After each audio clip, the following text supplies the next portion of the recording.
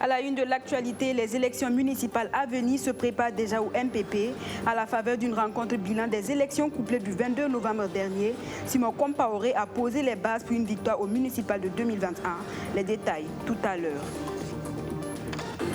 Et puis le grand format de ce 13h nous plonge dans l'après-carrière des joueurs internationaux de football au Burkina Faso. Si certains se taisent dans un anonymat incompréhensible, d'autres par contre ont réussi leur reconversion. Bourema Maïga, Kassoum Ouedraogo, Diziko, Raïm Ouedraogo, tous sont de véritables businessmen que vous allez découvrir dans cette édition.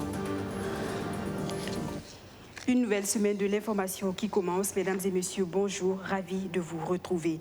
Lors de la cérémonie d'ouverture des journées scientifiques de l'Institut de recherche de sciences de la santé, le ministre en charge de la recherche scientifique Al-Kassoum Maïga répondait à une question sur le processus des essais cliniques, mais il se trouve que la Direction générale des pharmacies, du médicament et des laboratoires n'est pas informée de ce qu'un processus est en cours. Face à ce double discours, la Ligue des consommateurs a voulu avoir plus de détails sur les essais cliniques. On écoute le vice-président de la Ligue, Gilbert Hyène. Pourquoi nous sommes passés la voir? Parce que nous avons appris sur la télévision BF1 qu'une étude est en train de se faire sur la pivirine. Alors que nous avions reçu une note de cette structure de l'Agence nationale de régulation pharmaceutique qui d'abord disait qu'il n'y a pas d'autorisation de mise sur le marché pour cette molécule au Burkina. Ensuite, qui interdisait également une étude sur cette molécule. Donc nous sommes juste passés voir si l'interdiction était toujours en vigueur, puisque l'étude se mène actuellement. Ça a été annoncé par un ministre. Et donc nous avons été étonnés de constater que l'étude est toujours en vigueur, mais l'interdiction est toujours en vigueur, mais l'étude se mène. Eh bien, on se demande dans quel pays nous sommes là. Qui doit autoriser quoi? Et si cette étude se mène, elle se mène sur qui? Sur des individus, des consommateurs, des malades. Est-ce que toutes les conditions sont réunies pour que les intérêts de ces consommateurs-là soient assurés, soient garantis? Est-ce qu'ils savent qu'en prenant la pivirine, ils sont en train d'être servis, ils sont en train d'être utilisés comme des cobayes? Et si c'est le cas, est-ce qu'ils sont informés des conséquences qui peuvent advenir? Et ceux qui font cette étude-là, est-ce qu'ils ont pris des dispositions au cas où dans 2 ans, 3 ans, 4 ans, voire 10 ans, s'il y a un problème sur ces gens qui ont été servis, utilisés comme des cobayes, là, est-ce que dans 10 ans, des dispositions sont prises pour pouvoir les soigner? Donc c'est ce qui nous inquiète, nous, à ce Ligue des consommateurs. Nous y reviendrons plus en détail dans notre édition du 19h30. Mais avant, politique pour poursuivre, le Conseil constitutionnel a définitivement validé le scrutin du 22 novembre dernier. Un scrutin, je vous le rappelle, a connu la victoire du mouvement du peuple pour le progrès, une victoire que le MPP doit à ses militants. Hier dimanche, ils étaient à l'honneur. Simon Compaoré les a rencontrés pour les féliciter pour leur mobilisation à la dernière campagne électorale. Le Parti du Soleil Levant a également saisi l'occasion pour poser les bases de la préparation des élections municipales à venir, des élections que le MPP entend remporter. Archimède Boy. Le bureau politique national du mouvement du peuple pour le progrès en conclave ce 20 décembre à Ouagadougou. La rencontre est conduite par Simon Compaoré, le président du parti. Au menu des échanges, le bilan de la campagne présidentielle et législative du 22 novembre dernier, qui a vu la victoire de son champion Roch Kaboré. Un bilan jugé satisfaisant selon Simon Compaoré. C'était pour nous congratuler et dire que vraiment les camarades ont mouillé le maillot. Ils ont contribué financièrement, physiquement, qu'ils soient d'ici ou d'ailleurs. Et on est très heureux et il était de bon ton que nous les réunissions pour leur dire que le parti est très content, que notre candidat réélu est très content. Pour le président du MPP, sa formation politique a marqué de bons points et se positionne comme le parti leader du pays. Parce que nous restons aujourd'hui maîtres des lieux. Le président, c'est Roch Christian Kaboré, c'est sans conteste. Nous avons 56 députés, même si on attend dans quelques minutes les résultats définitifs. la Conseil constitutionnel et l'un dans l'autre, notre parti, le MPP, reste le premier parti du Burkina. Le prochain challenge reste les élections municipales à venir. Et Simon Compaoré et ses camarades s'y préparent déjà. Au nouveau temps pour la démocratie, l'heure est également au bilan. Le parti de Vincent Dabilgou a fait une percée mémorable lors des élections couplées du 22 novembre dernier. La rencontre de ce 20 décembre vise donc à tirer les leçons du succès de cette formation politique qui n'a que 5 années d'existence. Des leaders forts, une envie de réaliser l'impossible et une base bien structurée, ce sont entre autres les secrets de la réussite de ce parti, membre de la majorité présidentielle. Arsène Konditomdi. Que d'acclamations pour saluer la percée mémorable du nouveau temps pour la démocratie aux élections couplées du 22 novembre 2020. Rochma Christian Kabouré, le candidat soutenu par le parti, est arrivé premier à la présidentielle avec plus de 57% des voix. Aux législatives, le parti a réussi à faire élire 13 députés. Pour Vincent Dabilgou, le leader du parti, la victoire est en partie due à une volonté de réaliser l'impossible. Nous avions su cultiver, nous avons su construire ce qu'on peut appeler une certaine philosophie, un esprit et une certaine vision. Cette vision-là, c'est de marcher ensemble vers ce qui est impossible. Nous avons pu démontrer que nous sommes véritablement installés dans ce que les gens pensent que ce qui est impossible, là, c'est là-bas où on rentre.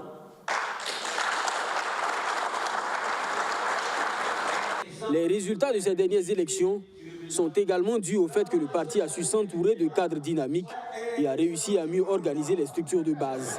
Un parti politique, c'est véritablement des structures de parti. Parce que l'organisation, ce sont les structures du parti. Et si vous avez constaté, dans notre parti, nous avons pris du temps pour construire, pour créer des structures de notre parti. Le NTD dit vouloir se positionner comme un parti avant-gardiste. Pour ces élections, des novices en politique ont été placés tête de liste et certains ont réussi à se faire élire, à l'instar de Jean-Gabriel Séré dans la province du Mouroun. Premier essai, bon, on dirait coup de maître, mais ce n'était pas aussi évident que ça. Ça, c'est d'abord par la compétence. Parce que je suis au niveau de l'administration publique et j'ai eu à occuper des postes de responsabilité et déjà quelques années. Et je ne dirais pas que je suis vieux dans l'administration parce que j'ai 9 ans de service dans l'administration. Pendant la 7e législature, le NTD a cohabité à l'hémicycle avec d'autres partis de la majorité au sein d'un même groupe parlementaire. Pour la nouvelle législature, le parti a poussé des ailes et peut désormais évoluer en solitaire dans un groupe parlementaire autonome. Toute autre chose à présent, la digitalisation est bien à marche dans les formations universitaires du Burkina Faso.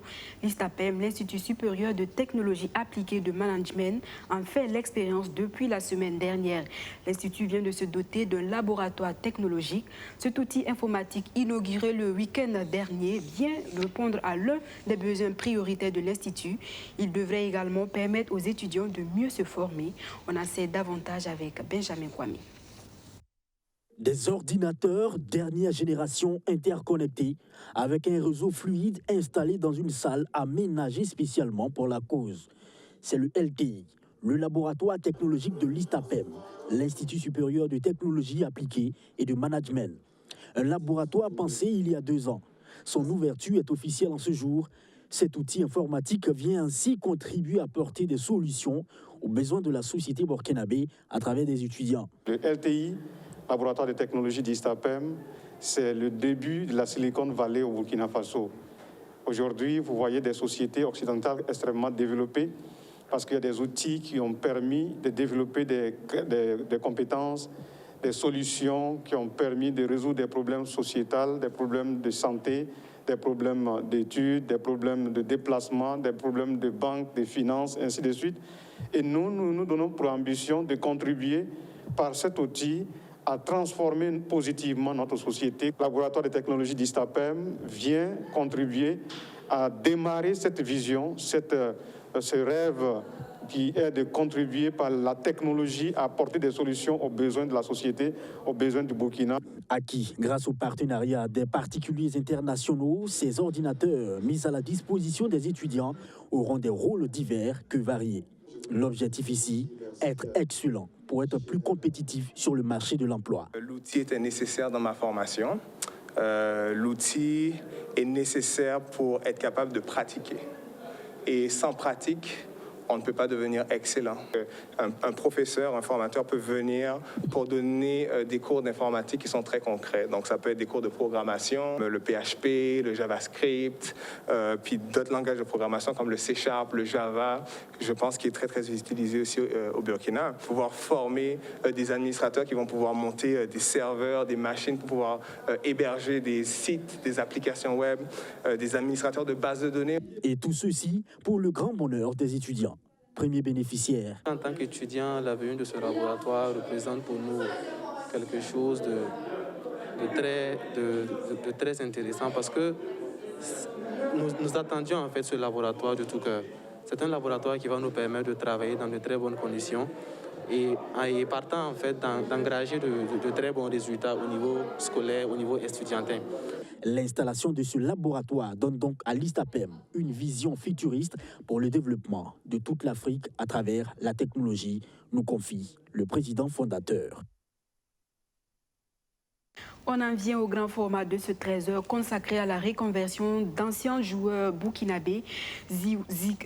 Akassoum Ouetraogo Diziko, Bourema Maïga ou Raïm Ouetraogo, des noms d'anciens footballeurs burkinabés qui vous disent certainement quelque chose.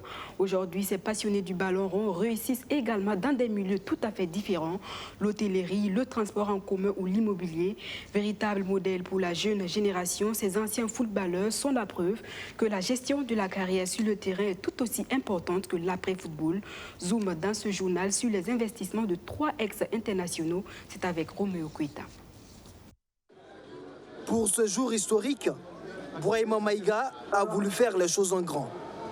Sa famille et ses proches du monde sportif sont au rendez-vous. C'est l'inauguration officielle de son hôtel ce vendredi 6 mars 2020. Un hôtel de luxe 4 étoiles. Coût du projet, plus d'1 demi-milliard de francs CFA. Pour cet ancien joueur des étalons, c'est un rêve qui se réalise. Quand j'étais gamin, je rêvais vraiment de faire quelque chose de grand pour que les gens puissent travailler. Voilà, donc je pense qu'aujourd'hui, il n'y a que les débuts. Voilà, on va espérer, on va prier que ça puisse marcher, qu'on puisse faire beaucoup d'autres, voilà, pour créer beaucoup d'emplois. Créer des entreprises pour offrir du travail aux jeunes, tel est le leitmotiv de cet ancien sociétaire du Sporting Club de Lokeren en Belgique. Lui que ses collaborateurs présentent comme l'un des footballeurs burkinabés ayant le mieux réussi sa reconversion. Je crois que la reconversion est vraiment parfaite. Et c'est aussi un exemple pour les autres anciens joueurs. Et aujourd'hui, vraiment, je suis fier de voir que après le football, après la professionnalisation du football, les joueurs peuvent aussi réussir ailleurs. C'est un jeune petit frère, lui il est venu juste après moi. Mais bon, tant que nous on monte le chemin, même si ce n'est pas arrivé à ce qu'il faut actuellement, parce que ce que nous on gagne par mois, c'est comme leur petit déjeuner. Parce que eux, actuellement, leur salaire, c'est comme nous on a fait 1 an de football. Vous vous rendez compte que les joueurs aujourd'hui, c'est incroyable. Mais nous, on est fiers. Le peu que nous aussi, on a eu. Et voilà, en passant aussi par Maïga, on a réinvesti dans notre pays, dans notre propre pays.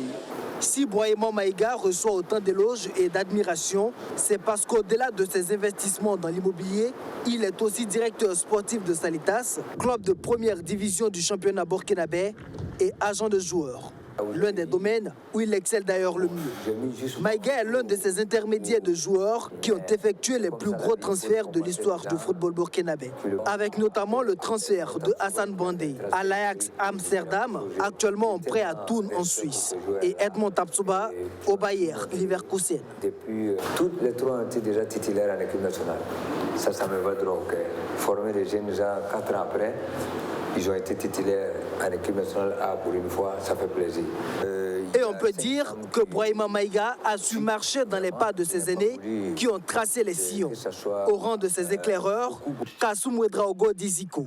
Il fait partie de la génération de la Coupe d'Afrique 98 organisée par le Burkina Faso.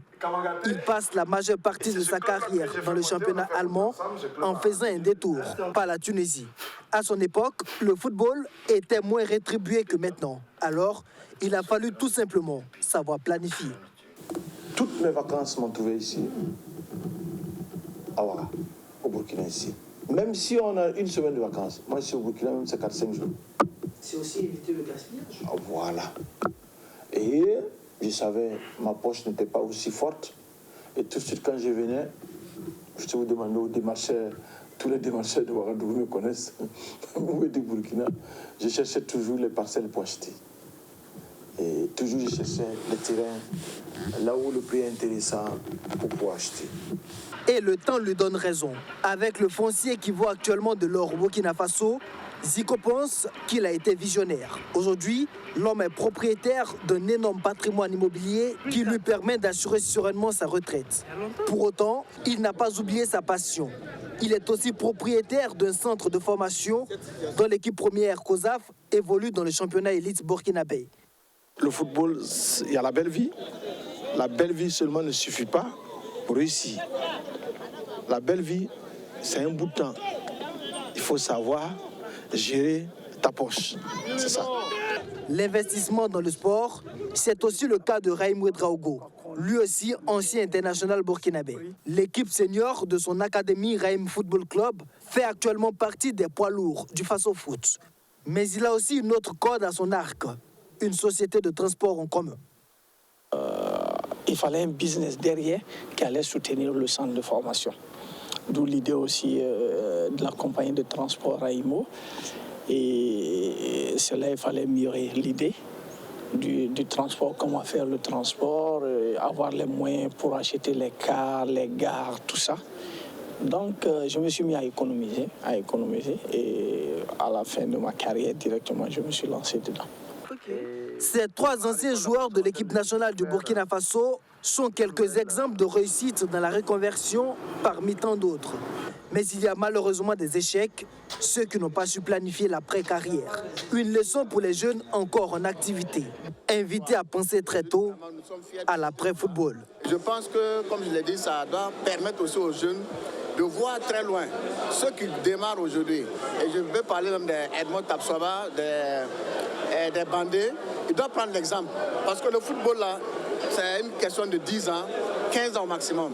Et après, si vous n'avez pas investi, vous rentrez dans le décor. Et je crois qu'aujourd'hui, Brahima Maïga, c'est vraiment un exemple. Non seulement lorsqu'il était en tant que joueur, mais aujourd'hui en tant qu'ancien joueur.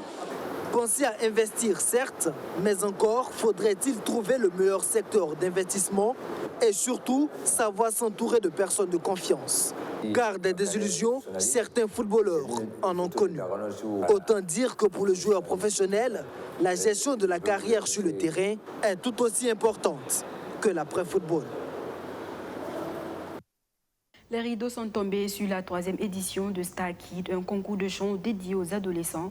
Des 4 finalistes, Joyce Ndona, qui a su tirer son épingle du jeu. Elle remporte la compétition avec à la clé la somme de 1 million de francs CFA. Retour sur ce spectacle haut de gamme avec Benjamin Kwame. C'est un spectacle riche en couleurs et en sons dans une salle du Sénasa où le public n'a pas voulu se faire compter l'événement. C'est l'apothéose de Star Kids Afrique francophone. En lice pour cette finale, Ali, Fabienne, Joyce et Rosine, la seule candidate de Bobo Dioulasso. Tous les 4 se présentent au public dans ce tube. Puis démarrent les choses sérieuses avec l'interprétation du morceau au choix, chanté en duo avec son coach.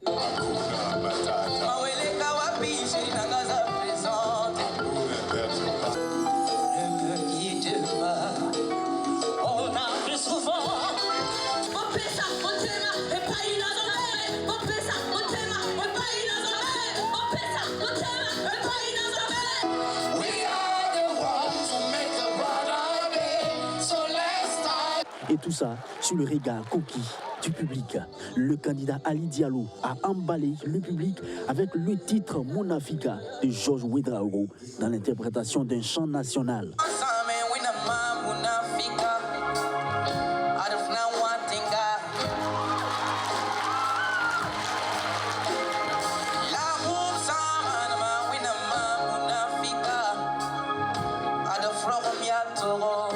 Au terme de cette troisième édition, c'est Joyce Ndona, 17 ans, qui est sur la plus haute marche du podium avec 1 million de francs CFA.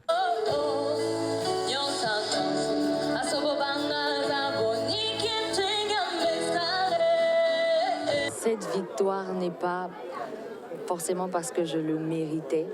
Je suis juste reconnaissante parce que c'est un cadeau de la vie de Dieu. À l'endroit de mes amis, nous savions que c'était coincé et on nous a même dit que c'est la première édition à laquelle il n'y a même pas eu de 7, que des 9 et des 8. Donc nous avions tous le niveau. Elle était tout simplement fantastique. On avait 4 pépites. C'est presque à l'unanimité qu'on a jugé qu'elle est la meilleure des meilleures.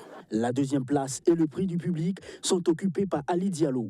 Il empoche 400 000 et 1 million de francs CFA de la part du partenaire. C'est une énorme satisfaction car même si, objectivement parlant, on n'a pas atteint ce que nous souhaitions, nous avons quand même franchi un pas au-dessus. Quand on regarde les éditions précédentes et cette édition, à l'unanimité, l'équipe est énormément fière de cette édition. Rosine, 3e et Fabienne, 4e au classement, repartent avec 300 000 et 200 000 francs CFA chacune. Il est bon de le savoir, Star Kids est un concours de chant exclusivement réservé aux enfants dont l'âge est compris entre 6 et 17 ans. Dans le même registre, la 5e édition du festival Faso Hip Hop s'est tenue le week-end dernier à Ouagadougou. Ce spectacle en plein air avec des artistes du rap game burkinabé vise la cohésion nationale à travers la musique. Justin Amontou.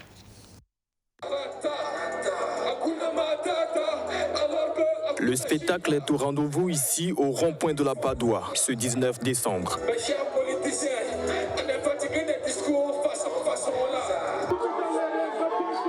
Pour cette 5e édition du festival Faso Hip Hop, c'est le spectre du hip hop burkinabé qui est ici honoré par l'ancienne génération et la nouvelle génération. Le public était chaud et en plus je venais de faire une exclusivité. Voilà, on m'a connu avec d'autres sons, mais ça c'était une exclusivité pour l'événement. Et vraiment un gros big up, un très gros big up à Faso Hip Hop qui fait vraiment évoluer le mouvement. On a voulu donner cette visibilité-là au hip-hop burkinabé, qui à un moment donné a pris un coup. Voilà où est venue l'idée de Faso Hip-Hop. Et merci à tous ceux qui soutiennent ce festival-là. On croyait à nous comme emblème du rap burkinabé. Ils sont venus, ils ont eu peur, ils ont tracé. Coronavirus oblige, pour cette édition 2020 du festival Faso Hip Hop, la diaspora manque à l'appel. La 6e édition, on espère que non, là, la Covid aura disparu. Et toutes ces grosses têtes qui devaient venir de l'international qui n'ont pas pu venir, qu'ils soient là.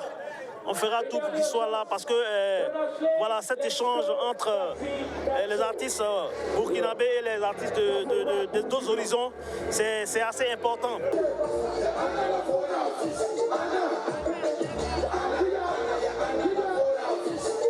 Ces artistes talentueux du hip-hop burkinabé ont une fois encore montré au grand public les valeurs du vivre ensemble à travers le hip-hop.